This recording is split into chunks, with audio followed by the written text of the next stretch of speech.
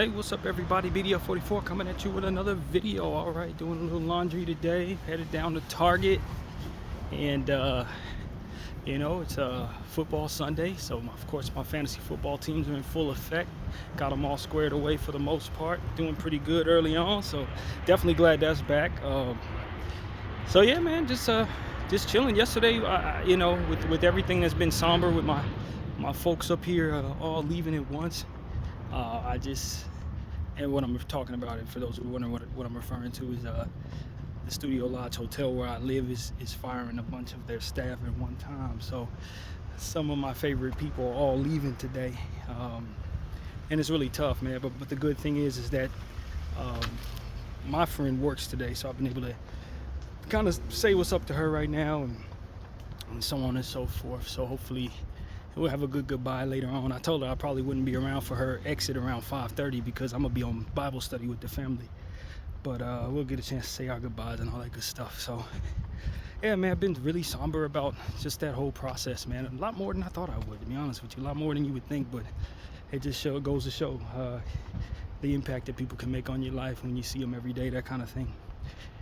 And so yeah, man, what else is going on? Yesterday I spent a good portion of my day doing playlists, man. I was really in my musical bag yesterday, between hours and hours. I did 2 playlists back to back. I did take a break between the 2. It's not the same as the last couple of times I did 2 playlists. The last couple of times I did 2 playlists, they were meant to be played consecutively. They're all one playlist split in half. This one, I took an hour break between doing these playlists, but I took it all from the same batch of music, so it's not like they're supposed to blend, but they're all kind of the same. It's from the same batch. Like if I was looking to narrow it down to make a playlist, I narrowed down both of these playlists into the same batch, but it's not one playlist like the others. And this is going to be Delicity 429 and 430. It was good, man. R&B,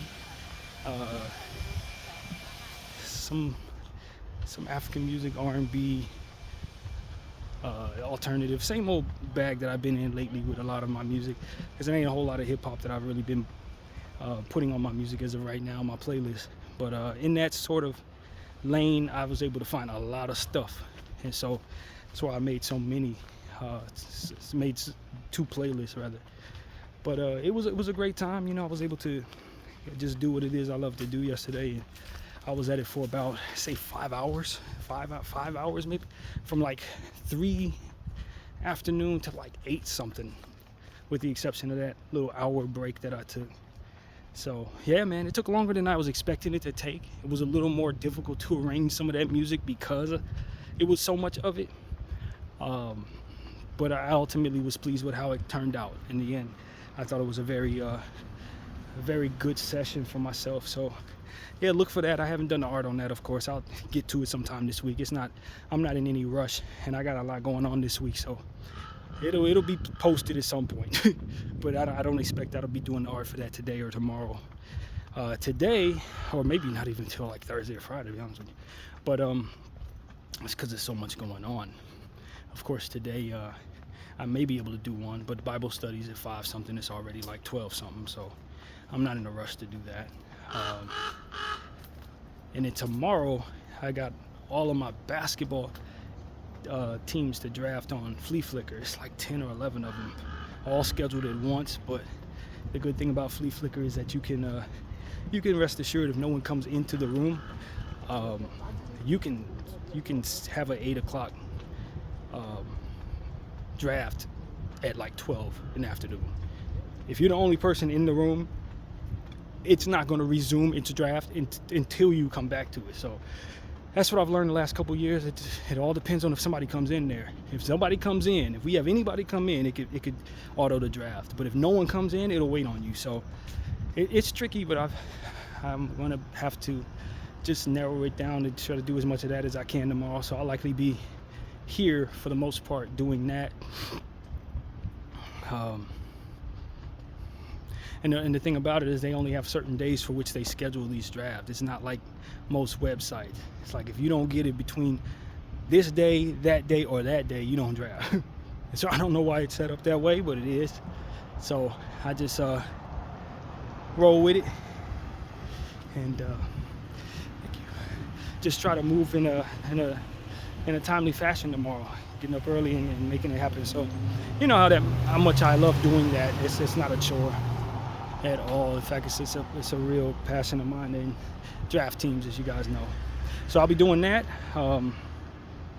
Of course, what's going on? I think Wednesday is the day I have that meeting scheduled to go down to Glendale and meet with that lady about the insurance situation. As I told y'all about, someone called me last week, and it's about my mother's insurance policy that she took out on me. So there's something on there that I need to know about, and I figured that would be something that needs to be addressed at some point. So I'll try to keep that appointment. I have every intention of being there on Wednesday. Tuesday, I'll probably be free to move around a little bit. Probably do a little Hollywood run or something. What else? So yeah, that's kind of what my week is scheduled. Of course, Wednesday is also room day, so we're paying them, the new people. I don't know who's going to be sitting at that desk or what the situation is. For all I know, they're kicking us out that day. Who knows? Like, that's the thing about this situation. They're going to be replacing all of the staff like overnight. I don't actually know how they do that. It's very concerning, to be honest with you, because if they're doing that, then there are a lot of things that could switch up. If they're not doing that, then they could literally close the doors tomorrow morning, like literally could. Now, of course, they'd have a lot of lawsuits on their hands and things like that, but you never know what people are going to do with their business. You know what I mean? And the fact they're firing everybody, there is a world where I don't have nowhere to stay tomorrow night. And like I said, we would sue their pants off, but that's not the point. The point is you got to deal with that. So I don't really know what the situation is. I got a contract through whoever owns the building through the 17th. So if they do decide to change their business model overnight, they will have to either honor that contract or reimburse us and then deal with the circumstances that come with displacing people overnight when you had a deal. So I don't really know what my rights are, but that's the absolute worst case scenario. It is something I have to actually think is possible, with them talking about replacing entire staff overnight, and I ain't seen nobody train or nothing. So I'd be lying if I said, and I'm not a bit concerned about what this means for me staying here, because I really don't know. And that's much more concerning than anything else. But you know, I pray about it just like everything else. The Lord will handle it. I'm sure He'll take care of it. I'm not really concerned about where I'm gonna get the money to stay at a hotel or find, you know, that part is not as concerning, because I know my uncle is got me, and we want to get me into an apartment anyway. So if this is going to facilitate that, I'm definitely welcoming the change. But just the same, I would like it to be a bit more graceful. And of course, that's up to the Lord upstairs. So, you know, whatever the case may be, I know that I will find myself with somewhere to be. It's just the question is where. And that has not been a question for the last 2 years, so I've been very thankful for that. But you know, guys, I mean, at the end of the day, this is the end of an era for certain. When you talk about all these folks that I appreciate being up here, the reason why I wanted to be here, these folks are leaving. And you know, when it's a work situation, it's a bit different. When it's your friends in life, obviously it's different. And in this situation, when it's people that you see every day coming home, who greet you when you come home, it's also different. You know, I've never been in a situation where I've had this type of dynamic where I live. You know, I was never close to any of my neighbors when I was growing up. And any of the places I live, with the exception of like my homeboy Cook, you know, who lived downstairs in the Dunsmuir building. That was my buddy, hang out with and all of that. But like the exception of that, coming home to be greeted by people you love seeing, with the exception of my mom, I'm just not used to. You know what I mean? Come home quiet. I mean, at least I lived in the last 10 years. I don't know nobody around there. I say hi to a couple people, but they wouldn't know me if they saw me today, that kind of thing. The exception of the manager, like that was it. So, you know, this is just a different dynamic, and you know, it's not one that I'm used to. I'm not used to being sad about people leaving my life. I'm really not. You know, it's just not, I don't have strong connections like that. And those are the people I would and do have those connections with, they're still in my life. Some of my friends, and I'm not very close to people right now, and it was been kind of organic on my end to just fade, you know, but I can call those people right now, that kind of thing. People have passed away, that's a different story. It's not nearly as bad as that.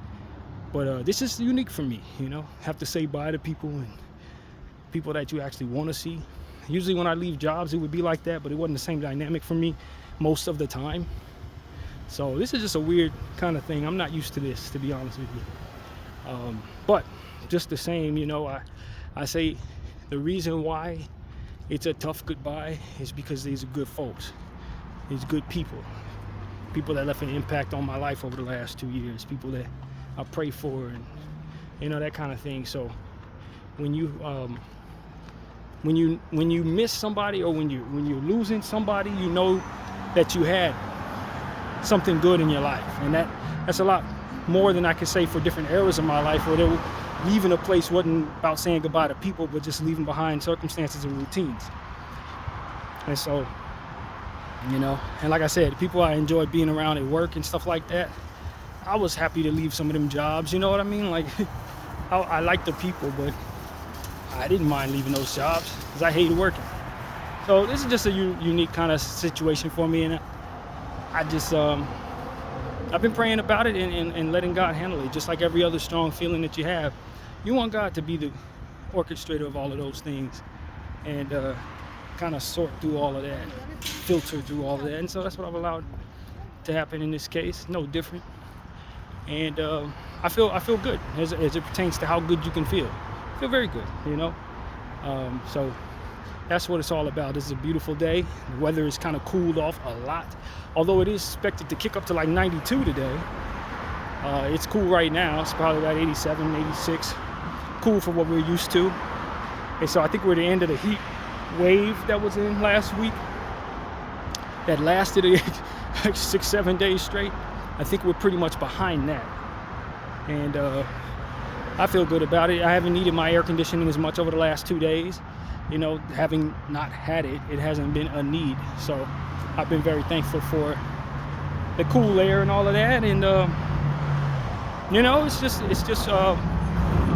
the end of an era, man. It's the end of an era, and I'm excited about what the next one holds. I'm excited about the new people the Lord's going to bring into my life for which to appreciate. I'm excited about who I'm going to be as new people arrive into my life, because at the end of the day, I'm coming out of something difficult, you know what I mean?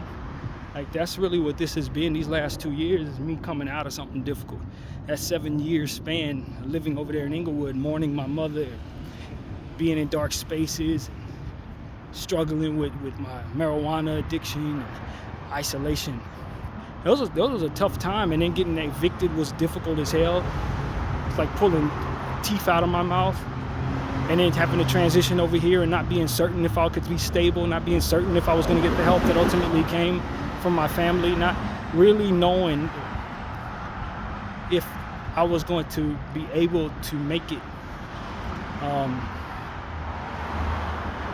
A lot of that I settled through, and I've learned I could trust family, learned I could, you know, fortunate enough that I can trust my family. The people, maybe you may not be in that position or what have you, may not have that support, but throughout my circumstances I have, and I'm very grateful for that. And so it was a tough transition from where I was to where we are, having issues with my health as it pertains to my allergies and stuff like that, not having that under control, not knowing what I can eat and couldn't eat, and just kept bumping my head. It's been a lot, man. But a lot of that has settled. A lot of that is stable now. A lot of that that I was unsure about is certain now. And so whether we're headed into something difficult or not sure. But the certainty is I've come out of something difficult. And you know, the folks that are leaving today, really, without them actually knowing it, helped the process of me healing and helped the process of me settling a lot. And so that's really what it's about, man. I like what God has done over the last 2 years of my life. When I thought about how difficult it was leaving my little safe haven in Inglewood, I didn't know what was ahead. And I've been saying this for a couple of days now on this channel, but I'm very happy with what God did with my life over the last 2 years. And even though it hasn't been the easiest thing in the world, it's certainly been a lot better than I was anticipating it being. It's certainly been a lot more productive and progressive than ultimately I'm used to being in a 2-year span most times in my life. So that's what I'm here to say, man. It can only get better from here. That's how I look at it. So it's pretty much what I gotta say. Here's video 44. Thank y'all for watching.